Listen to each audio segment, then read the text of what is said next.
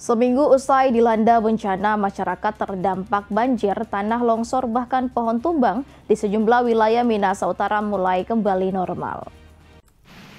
Hujan disertai angin kencang yang mengguyur Kabupaten Minahasa Utara pada Minggu 7 April kemarin mengakibatkan sejumlah wilayah terkena banjir, tanah longsor hingga pohon tumbang. Akibatnya sejumlah masyarakat harus mengungsi serta akses jalan sempat lumpuh.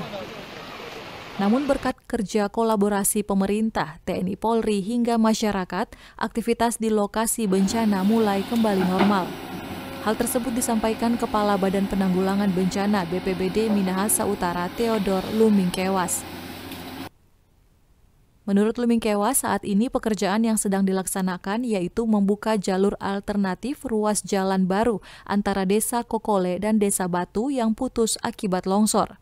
Selain itu, kebutuhan air bersih masih sangat dibutuhkan masyarakat dan langsung disalurkan Dinas Pemadam Kebakaran serta PDAM.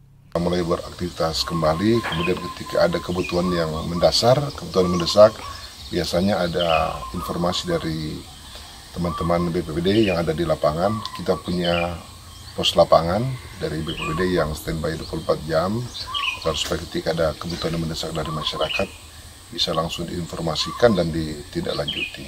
Jadi contoh kemarin di Batu butuh air, kita langsung koordinasi dengan Dinas Damkar, instruksi dari Bupati, dan Damkar langsung mendistribusi air. Begitu juga ketika bencana terjadi, instruksi Pak Bupati agar supaya kebutuhan dasar masyarakat itu harus terpenuhi dan sudah menginstruksikan semua OPD sesuai tugas masing-masing. Lumingkewas juga menjelaskan bahwa bantuan dari pemerintah terus disalurkan demi memenuhi kebutuhan masyarakat yang terdampak bencana. Dari Minahasa Utara, Brian Umboh melaporkan untuk Kawan Nuwa TV.